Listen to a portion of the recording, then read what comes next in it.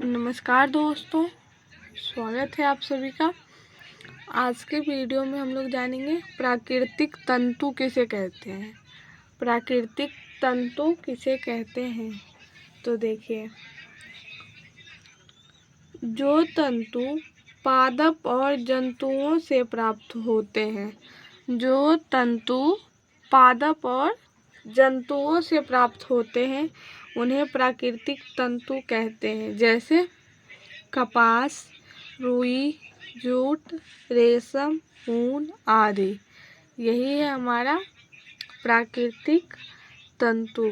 तो इसी प्रकार का वीडियो देखने के लिए हमारे चैनल मातृभाषा से जुड़े। यहाँ आपको सारी परिभाषा मिल जाएगी।